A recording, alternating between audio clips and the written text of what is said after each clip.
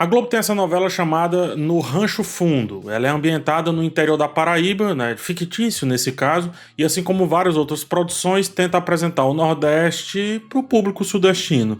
Mas, como sempre, com vários problemas. Nesse vídeo eu vou analisar tanto essa visão de Nordeste para o Sudeste ver, como também como isso parte da gente, como isso parte dos próprios nativos reforçando esses péssimos estereótipos. Houve uma polêmica quando saíram algumas imagens da série, de pronto, uma forte crítica a mais uma representação de como a aridez é retratada, aliada a sofrimento, dor, corpos moídos por simplesmente serem nordestinos do sertão, mais precisamente sertanejos dessa Paraíba fictícia, né? O filtro amarelo, o mesmo usado por americanos para com os mexicanos, vendo-os como subalternos do jeito que eles veem, também é utilizado aqui e eu diria que quase do mesmo jeito. A pobreza no audiovisual, portanto, é amarela. E há rapidamente o desenho dessa imagem do nordestino sofrido que o sudestino adora ver, assim como o mexicano daquele jeito que o americano adora ver. Mas antes de continuar rapidinho, uma coisa que eu já deveria ter falado no começo do texto aqui. Esse vídeo não tem a intenção de atacar nenhum indivíduo. A intenção é refletir sobre um construto que fazem da nossa cultura para o Brasil através da mídia. E também como nós fazemos isso para melhor passarmos com nossas produções para os sudestinos. Aos conterrâneos que estão aí na novela ou no filme que eu vou citar mais à frente, ganhem seu dinheiro em paz, peguem o Pix. Não é uma crítica a vocês, pois eu sei que vocês estariam em outros espaços com competências mais intensas ainda. Só que como esses espaços não são dados a vocês, então pegue o que tem e seja feliz.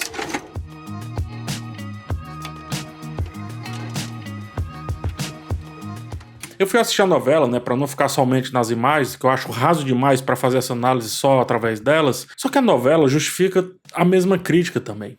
No Rancho Fundo, constrói a sua visão dessa Paraíba fictícia, que poderia pertencer à década de 60, não fosse pelo uso de smartphones e outros objetos que denotam estarmos na atualidade. Muita coisa, portanto, evolui, mas muita coisa permanece de maneira conveniente para retratar o Nordeste aprisionado no retrocesso.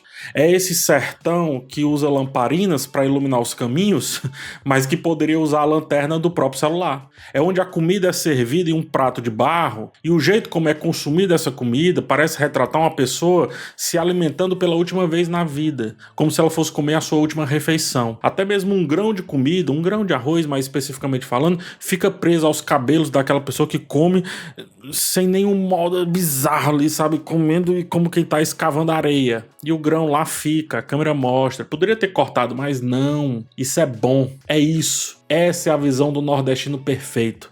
Perfeito pra quem? Ora, pro sudestino, Gente, vá no interior do Ceará, onde quer que seja, você vai encontrar casas e realidades humildes, só que perfeitamente limpas, organizadas, impecáveis. Uma coisa não tá junto com outra, não. É mais fácil um apartamento da capital tá abarrotado, acumulado de porcarias que a gente tem aí aos montes, do que uma casa do interior. Mas a novela nos põe em um diorama da pobreza, até mesmo quando tenta mostrar coisas arrumadinhas, coisas bonitinhas, fofinhas. Olha como eles são fofinhos, olha. Joga uma comida pra eles continuarem fofinhos assim. Essa construção até mais teatral da novela No Rancho Fundo, ela poderia ser justificada por sua base em a Capital Federal, né? Que é a peça de origem, é a obra de origem. É uma peça escrita pelo Arthur Azevedo que critica a vida urbana e a vida política carioca lá da sua época, 1897, quando o RJ era a capital do Brasil. Arthur Azevedo, maranhense que viveu grande parte de sua vida no Rio de Janeiro,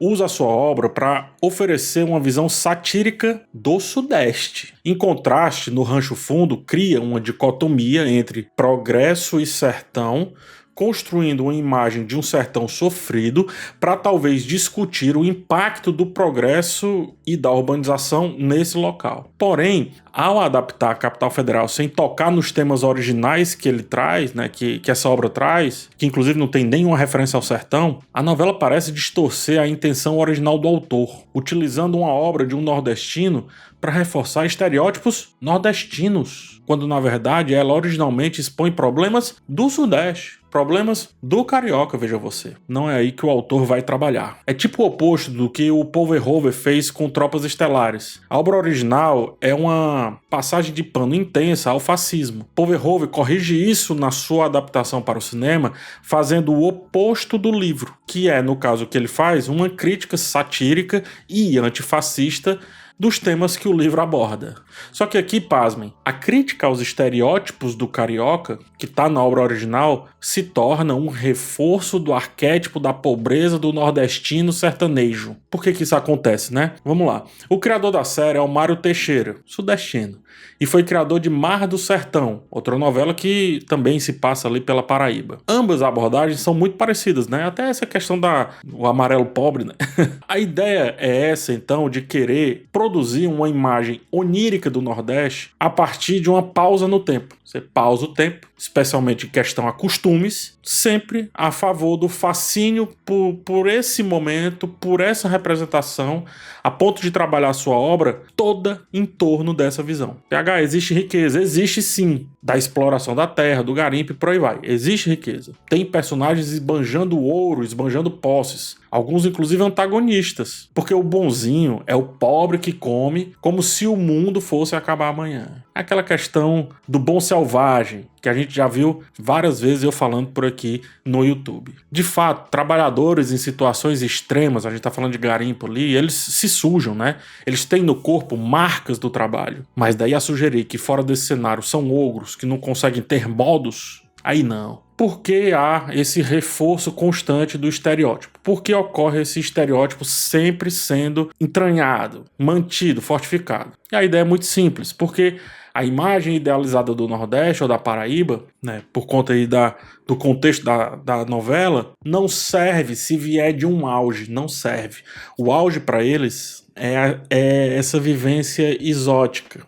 É como se estivéssemos nesse globinho de neve para sermos observados e chacoalhados a bel prazer. O Sul e o Sudeste, eles olham para o Norte e para o Nordeste, apesar de estarmos em cima, como se olhassem para baixo. Como se olhassem para um povo que, apesar do smartphone estar lá, precisa ser retratado a partir da subsistência. No Rancho Fundo, é mais uma novela da Globo que nos representa para que o que de fora quer que a gente seja. Mas eu quero levar essa crítica para um outro lado. Inclusive um lado bem espinhoso dessa discussão. Nós mesmos, nós nordestinos em geral, ao termos essa ânsia e a necessidade de querer nos adaptar ao Sudeste e também ao Sul do país, perpetuamos e reforçamos essa visão que tanto deveríamos reclamar.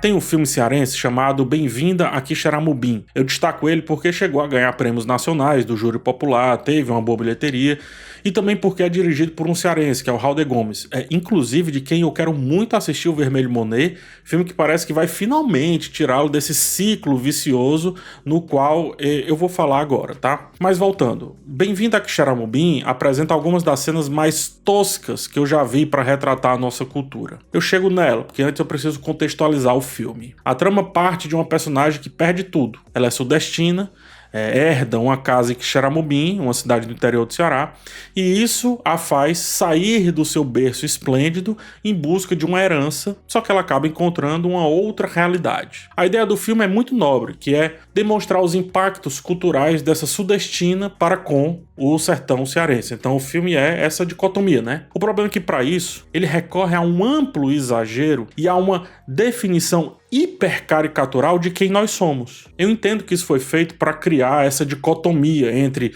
uma realidade e outra realidade. Eu entendo. Mas o problema é o que se sacrifica para atingir esse fim. É o que se sacrifica para atingir isso. Por que não a cultura alheia? Porque sempre o sacrifício é a nossa cultura. Na cena mais bizarra do filme, a personagem da Monique Alfradique pega carona ali em um caminhão. O motorista está desesperado para ir ao banheiro, mas parece que não há lugar adequado na estrada para isso, então ele faz de qualquer jeito a qualquer momento. Eu entendo a piada, tá? É mais uma escatologia para agradar de maneira rasa, falar de cocô, peido, bunda, essas coisas, né? Tem aos montes, só que dentro dela tem outra piada acontecendo, que é isso que é muito bizarro. A personagem da Monique está diante de de um panorama de nordestinos, uma miscelânea de nordestinos, como se ela estivesse diante de um zoológico ou de uma vitrine de algo muito exótico. Dessa vitrine, dentre outras coisas, as pessoas tratam a comida e a saúde da pior maneira possível. Um menino com o nariz escorrendo tá comendo uma manga. Aí ele passa a mão pelo catarro que sai do nariz, é horrendo, coloca na boca, a manga cai no chão, outro sujeito pega a manga, chupa, tá nem aí com questão de limpeza, tem farofa voando pra tudo quanto é canto. A mãe do garoto come farofa como se um animal tivesse ali atacando uma refeição, de dentro de uma lata, inclusive. Lembrando que o filme ele não se passa em um passado distante. E mesmo que fosse, eu tenho dúvidas se essa seria a melhor maneira de abordar esse povo. Esse povo e essa sociedade, tenho muitas dúvidas. Porque os utensílios podem até ser modestos, mas jamais imundos, como essa cena tenta vender. Para fazer a sudestina parecer mais semelhante ao nordestino, olha só. O filme a coloca comendo farofa e acertando a testa, como se a comida nordestina por si só, representada por essa farofa, fosse algo tão sem refino que mal dá para comer sem se melar inteiro. Se fosse farofa, mas chamasse de crumb, né? Assim, né? Crumb de não sei o que, daria para comer com a boca, mas a farofa não, espalha pelo rosto. É bem assim mesmo. Até acho que no final o filme abranda um pouco isso, tá? Mas não anula o exagero exótico de mais de 80% dessa história. Não anula. Eu acho essa cena terrível. E vinda de um cearense, pior ainda. Mas o pior é que eu entendo por que isso acontece. Eu entendo de onde vem isso. Existe aí um dinheiro grande, muito grande, girando em torno dessa nossa caricatura da subsistência e da pobreza. A produtora do filme, a Glass, é paulista. A Downtown Filmes, que distribui, é carioca. A Globo Filmes, que faz a coprodução, é carioca. O apoio é da Paris Filmes, São Paulo. Então sim, o filme é cearense. Mas o cearense que o sudestino gosta de pagar. Quem financia isso adora essa caricatura, como adora a da novela que eu citei também. É quase a mesma galera, não se engane não. Pro criador que precisa de dinheiro, é como se para chamar atenção tivesse que usar a nossa caricatura como quem chega numa roda de sudestinos e para chamar atenção precisa deixar o sotaque mais exagerado. Mas o fato do Ceará ser um dos maiores aprovadores do ITA parece não ser relevante para a construção dessa figura nordestina que o sudestino quer pagar. Esse é o ponto. Agora, a do sofrimento, a da imundícia, isso sim. Essa é a figura subalterna perfeita que eles gostam, nem mais nem menos, perfeita. Eu não quero pintar o Nordeste aqui como um oásis, como esse Olimpo, essa Atlântida que não tem problemas, tem muitos problemas, muitas contradições, mas é possível trazer as nossas questões complexas, as nossas contradições de forma crítica, sendo que de uma maneira que venha enriquecer o assunto e não destruir a nossa imagem. Gente, senhorita Bira fala demais, tá lá no YouTube dela. Imagem é uma parada muito importante, é semiótica, cara. Por que São Paulo tem a imagem dos prédios do progresso, sendo que São Paulo em si tem um interior enorme? Tem muitas realidades, mas São Paulo se vende dessa maneira. O sulista, o rio-grandense, o gaúcho é o patriota. O mineiro é rico, esbanja pedras preciosas e etc. O centro-oeste ali, desbravador, cowboy. O nordestino é a pobreza. É essa imagem que está sendo vendida.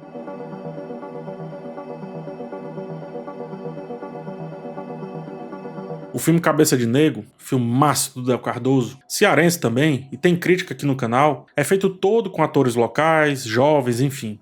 Ele desenha um protagonista extremamente inteligente, politicamente engajado e muito capaz de pegar essa sua inteligência e mover toda a trama. O filme só existe porque Saulo é inteligente. Saulo é um protagonista que lê. Ele tem a mesma idade do cidadão que pega uma manga do chão lá do Bem-vindo a Quixaramubim e bota na boca. Saulo, duvido que faria isso. Se questionaria e até criticaria isso. Saulo vem das camadas pobres também. Mas o seu smartphone não é usado como acessório para fingir progresso como usa na novela. É ferramenta de revolução. Saulo lê, veja você. Saulo aprende, estuda e aplica isso. Del Cardoso tá maluco de fazer cearense que sabe das coisas. Como é que pode, cara? Onde já se viu, Del? Tá errado. Conforme o Índice de Desenvolvimento da Educação Básica, IDEB, o de 2021, né, que é o mais recente até a altura desse vídeo, a rede pública cearense teve o melhor resultado do Brasil nos anos finais do ensino fundamental e conquistou segundo e terceiro lugares, respectivamente, nos anos iniciais do ensino fundamental e do ensino médio.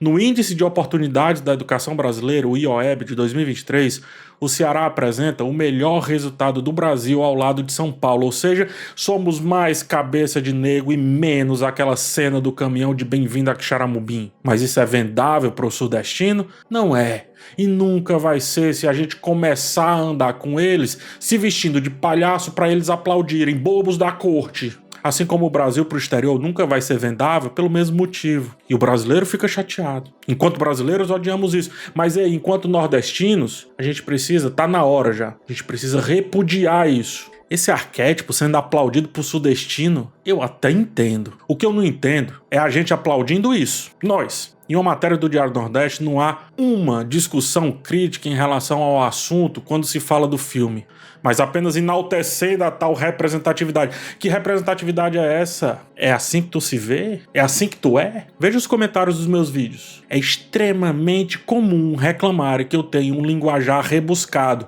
como se esperassem de mim apenas o ralo, apenas o simples. Criadores de conteúdo de outras partes do Brasil, do Sul, falam de maneira mais complexa do que eu e não recebem essa reclamação. De onde vem o fato de esperarem isso de mim? De onde? Fala aí, cara. Imagem é tudo, velho. Tudo. Nos comentários do Bem-vindo a Quixaramubim, no Adoro Cinema, tem uma pessoa que diz assim, tá? Abre aspas. Sou de Quixaramubim e não me senti nem um pouco representado pelos valores e cultura da minha cidade. Primeiro porque não foi usada uma cena sequer da minha cidade. Igreja matriz, barragem, praças e vários outros pontos que poderiam ser utilizados nas cenas. Segundo, pela linguagem utilizada. Excesso de palavrões do início ao fim do filme. Nós, cearenses, temos educação. Fecha aspas. Então eu repito a pergunta. Que representatividade é essa, se não para o sudestino pagar? Se nós nos tratamos assim, se eu tenho certeza que haverá muito melindre dos envolvidos aqui nos filmes e novelas com relação a essa provocação que eu tô fazendo, por que os de fora precisam fazer diferente? A gente tá dando a eles o conforto de nos verem como eles querem. Tá na hora de dar o desconforto também. Ou isso eu continuo aí batendo palma, vai? O problema é que tu, nordestino, tu tá batendo palma de dentro da jaula. Tu tá batendo palma aprisionado. Tu pensa que tá olhando pro zoológico, mas tu é o zoológico. Nós somos o zoológico. E a gente batendo palma de dentro da jaula. Patativa diz que ao Nordeste a poesia. Eu digo que também. Eu quero é tudo. Tudo que já somos, inclusive. Tudo.